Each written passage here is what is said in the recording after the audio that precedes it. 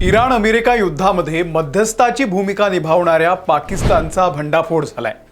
मध्यस्थ हा तटस्थ असायला हवा, तो कोणत्याही देशाच्या बाजूने किंवा त्याच्या विरोधात नसावा, ही एक किमान अपेक्षा असते। पण पाकिस्तानने काय केलंय तर आपली लढाऊ जहाजं आणि 8000 सैनिक दुबईमध्ये तैनात केलेले आहेत। रॉयटर्ससह अनेक नामांकित विश्वासार्ह अशा मीडिया एजन्सीजने ही बातमी कन्फर्म केलेली आहे। त्यामुळे पुढच्या काही तासात काहीतरी मोठा आता मिडल ईस्टमध्ये घडणार आहे। दुबई सकट सर्व मिडल ईस्ट मधल्या शहरांमध्ये इराणने जोरदार हल्ले करत तिथे सगळा धुरळा केलेला आपल्याला माहिती आहे। संपूर्ण मिडल ईस्टमध्ये सध्या दहशतीचं वातावरण आहे। कधीही इराण तुटून पडू शकतो आणि त्यामुळे खबरदारीचा उपाय म्हणून पाकिस्तानच्या सैनिकांची तैनाती सध्या सौदी अरेबियामध्ये करण्यात आलेली आहे। जो पाकिस्तान स्वतःला मध्यस्थ म्हणून डंका पिटत होता, खरं तर तो डोनाल्ड ट्रम्प यांचा पोपट होता, हे त्यांच्या ट्विट कांडमधून समोर आलेलं होतंच।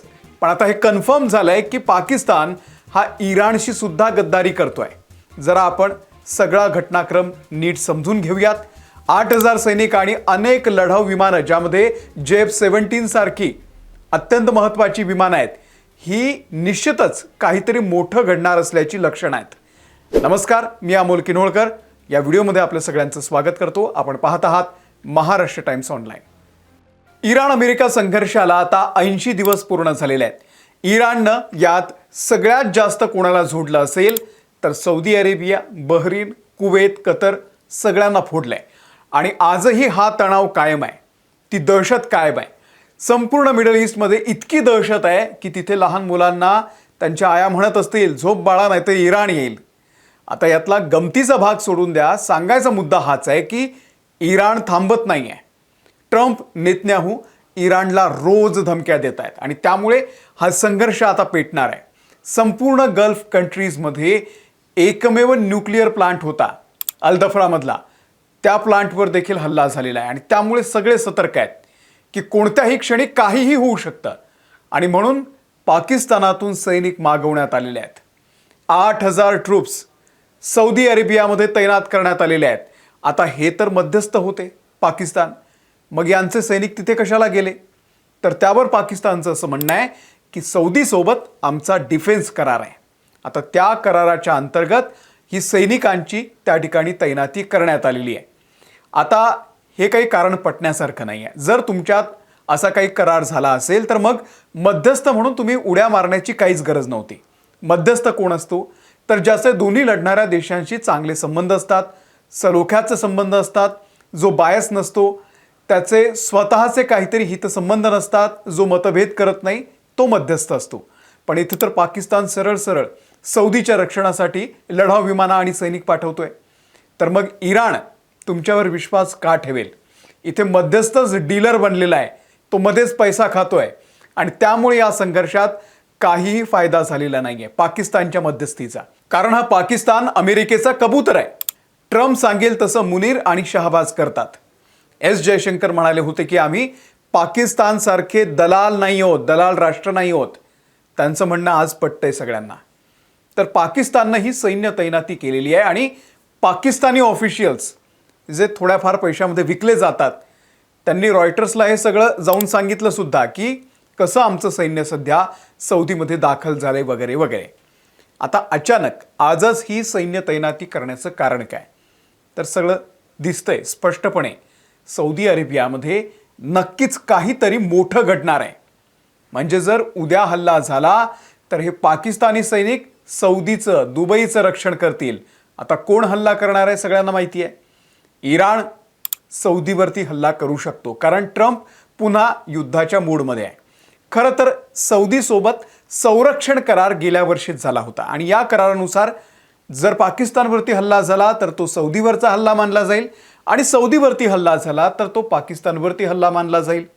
याच करारामुळे पाकिस्ताननं हे सैन्य दाखल केलंय। पण इराणनं तर मार्चपासून सौदीला टार्गेट केलेलं आहे। तेव्हा पाकिस्तान घरामध्ये बसून सगळा तमाशा का बघत होता? तेव्हाच त्यांनी आपले सैन्य का नाही पाठवले? पाकिस्तानचे संरक्षण मंत्री आहेत आसिफ ख्वाजा, ते नेहमी बडबड करत असतात काहीतरी वायफळ। आणि पाकिस्तानचं न्यूक्लिअर हे सौदीचं न्यूक्लिअर आहे हे स्टेटमेंट त्यांनी केलं जेव्हा पाकिस्तान स्वतः मध्यस्थाच्या भूमिकेत होता। इराणला म्हणत होता की आमचं म्हणणं ऐका, म्हणजे विचार करा यांची डिप्लोमसी ही काय लेवलची आहे. आता मिडल ईस्टमध्ये परिस्थिती भडकणार आहे. सौदीनं दम भरला असेल कदाचित पाकिस्तानला की तुम्ही जर तुमचं सैन्य पाठवत नसाल तर मग फायदा काय, नाही का. तर यावेळी पाठवलेत 8,000 सैनिक, 16 एअरक्राफ्ट JF-17 हे सध्या सौदीमध्ये तैनात करण्यात आलेले आहे पाकिस्तानकडून. हे तेच एअरक्राफ्ट आहे जे चीनच्या मदतीनं तयार करण्यात आले होते. खरं तर चीननंच तयार करून यांना गिफ्ट केले असं म्हणा. आणि सोबतच ड्रोनच्या 2 तुकड्या देखील तैनात करण्यात आलेल्या आहेत.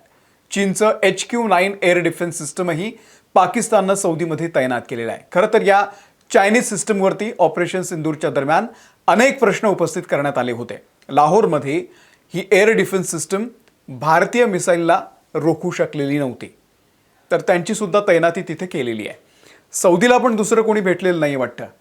हे यांचे 8,000 सैनिक कधी कपडे बदलून गर्दीतून पळून जातील त्यांना सुद्धा कळणार नाही. आता आपण हे विसरता कामा नये की 8,000 सैनिक आणि 16 लढाऊ विमानं तैनात करणं ही काय लहान घटना नाही आहे, छोटी घटना नाही आहे. काहीतरी मोठं घडणार आहे सौदी अरेबियामध्ये. आणि गरज पडल्यास 8,000चे 80,000 सुद्धा होऊ शकतात. पाकिस्तानातून त्यांना मागवलं जाऊ शकतं. एवढंच नाही तर सौदीला जर गरज असेल तर लढाऊ जहाजं, वॉरशिप सुद्धा पाकिस्तानमध्ये त्या ठिकाणी पाठवू शकतात. पाकिस्ताननं म्हटलंय की ॲडवायझरी पर्पजसाठी, ट्रेनिंगसाठी, मार्गदर्शनासाठी आम्ही ही सैन्य तैनाती केलेली आहे. आता या अशा परिस्थितीमध्ये कसलं ट्रेनिंग घ्यायचं यांना, हे सरळ सरळ खोटं बोलतायत. स्पष्ट दिसतंय जर तणाव वाढला, संघर्ष भडकला तर मात्र पाकिस्तानला सौदीच्या बाजूनं लढावं लागेल. आता अशा वेळी मीडिएटर म्हणून मिरवणाऱ्या पाकिस्तानला नैतिकदृष्ट्या ही सैन्य तैनाती करायला पाहिजे का, हा प्रश्न आहे. इराणच्या नजरेतून तुम्ही याकडे बघा. तुमचा मध्यस्थ विकला गेलेला असेल तर इराण समोर आता कोणता पर्याय उरलाय.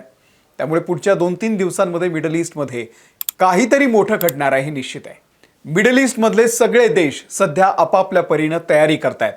इराणही तयार आहे आणि त्यामुळे हे युद्ध कोणत्याही क्षणी भडकू शकतं. आणि जर पाकिस्तानच्या या सैन्यानं इराणवरती हल्ला केला तर त्याची किंमत पाकिस्तानला सुद्धा चुकवावी लागेल. पाकिस्तानचा खरा चेहरा इराणच्या समोर येईल. तुम्हाला या सगळ्या डेव्हलपमेंटबद्दल नेमकं काय वाटतंय? मध्यस्थ असलेल्या पाकिस्ताननं सौदीमध्ये सैन्य तैनाती करणं याकडे तुम्ही कसं बघता, काय म्हणून विचार करता? कमेंट करून आम्हाला नक्की सांगा. या व्हिडिओमध्ये इथेच थांबतोय.